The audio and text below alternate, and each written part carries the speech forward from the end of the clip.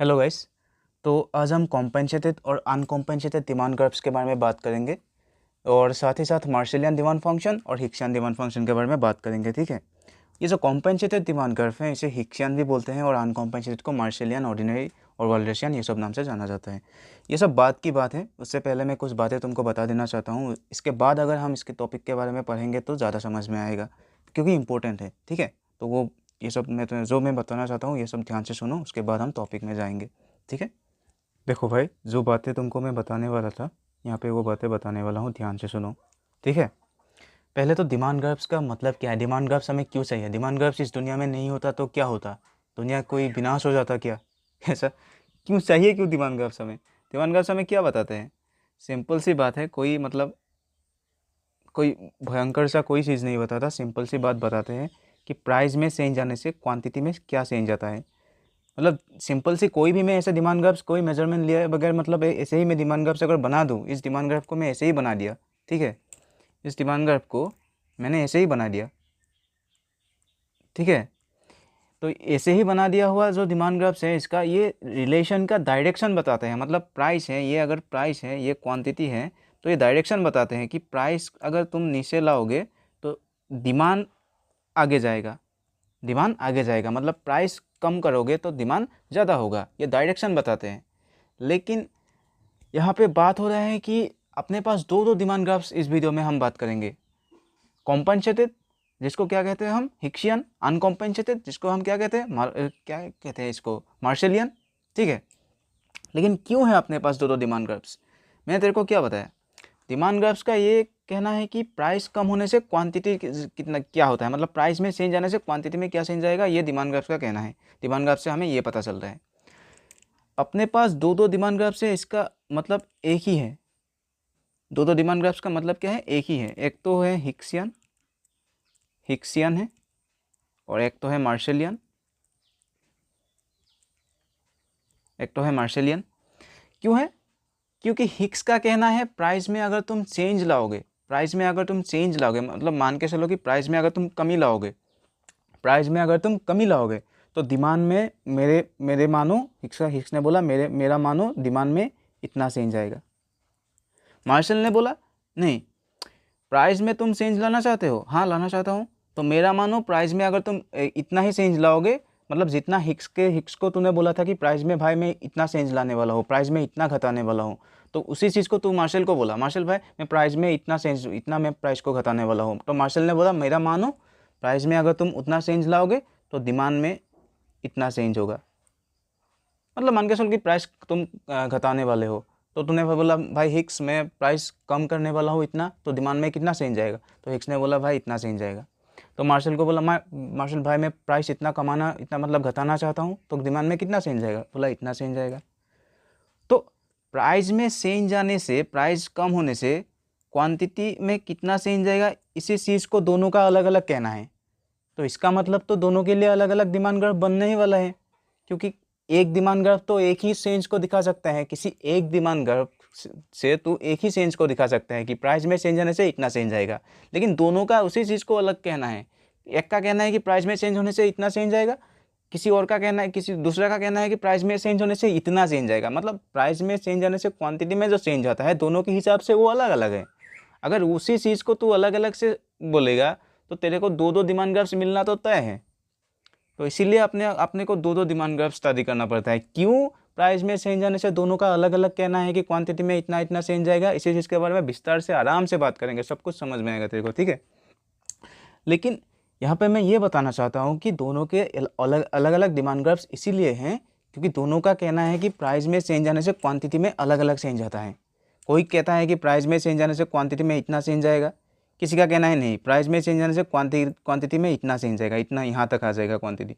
तो अलग सा डिमांड ग्राफ तो यहाँ पे बनने ही वाला है।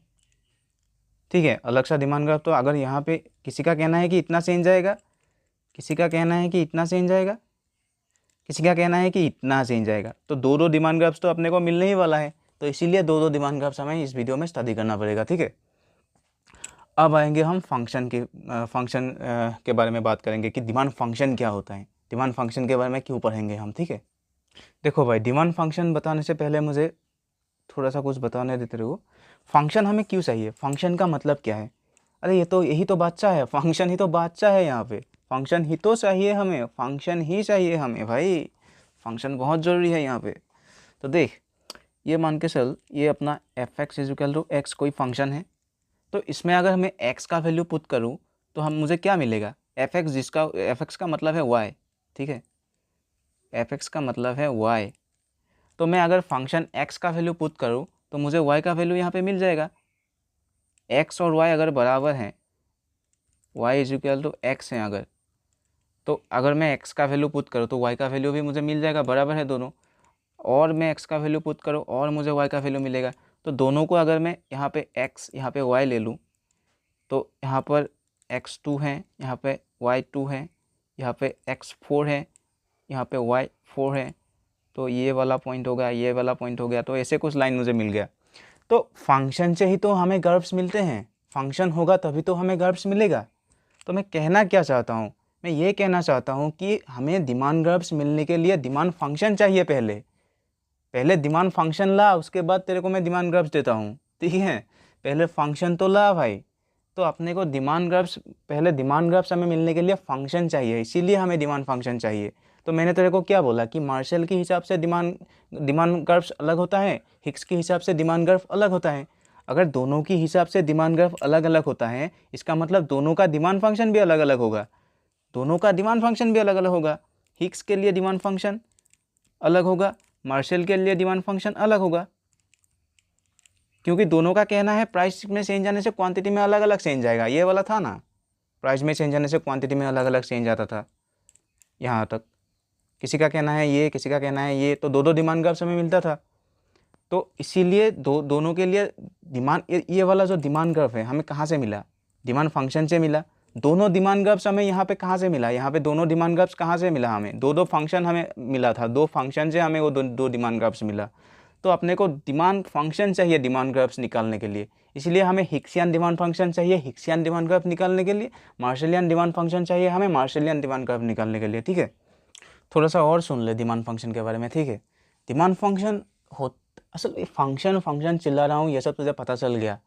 तो इस डिमांड फंक्शन में क्या होता है कि डिमांड फंक्शन मान के चल मार्शलियन डिमांड फंक्शन, मार्शलियन, ठीक है, मार्शलियन डिमांड फंक्शन।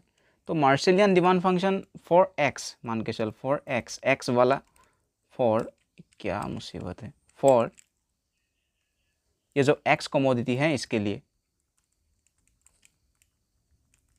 ठीक है, for x commodity, for x commodity के लिए मार्शलियन डिमांड फंक्शन। तो मार्शलियन डिमांड फंक्शन अगर तेरे को मिल जाए एक्स कमोडिटी के लिए, इसका मतलब है अगर तेरे को इनकम दिया हुआ है कि किसी तेरे को, तेरा इनकम है मान के चल 100 रुपीज़, ठीक है, और तेरे को मिल गया मार्शलियन डिमांड फंक्शन फॉर एक्स, तो एक्स की प्राइस चेंज होने से क्वांटिटी में कितना चेंज आएगा, एब्सोल्यूट चेंज कितना होगा, इसी चीज़ को तो हम डिमांड फंक्शन से निकालते हैं। मतलब प्राइस में से चेंज होने से, प्राइस में चेंज होने से क्वांटिटी में कितना चेंज आएगा, इसी चीज़ को तो हम डिमांड फंक्शन से निकालते हैं। क्वांटिटी ऑफ एक्स, मतलब प्राइस ऑफ एक्स में चेंज होने से क्वांटिटी में कितना चेंज आएगा, कम होगा ज़्यादा होगा मुझे मत बता, चेंज बिल्कुल नंबर बोल मुझे कि 15 यूनिट्स ज़्यादा होगा, 16 यूनिट्स ज़्यादा होगा, बिल्कुल नंबर बता मुझे। डिमांड फंक्शन हमें बिल्कुल नंबर बोलते हैं, कोई यहाँ पे कम होगा ज़्यादा होगा ये तो हमें पता चल ही जाएगा, पहले नंबर तो बोल। तो हमें बिल्कुल एब्सोल्यूट वैल्यू बताते हैं डिमांड फंक्शन, डिमांड फंक्शन हमें इसीलिए चाहिए। तो मार्शलियन डिमांड फंक्शन, हम डिमांड फंक्शन से हम मार्शलियन डिमांड ग्राफ निकालेंगे। यहाँ पे प्राइस होगा, यहाँ पे क्वांटिटी होगा, डिमांड फंक्शन से हमें पता चल जाएगा कि प्राइस में इतना चेंज लाया तो क्वांटिटी में कितना ज़्यादा चेंज लाना चाहिए, यहाँ तक मान के चलो चेंज लाना चाहिए।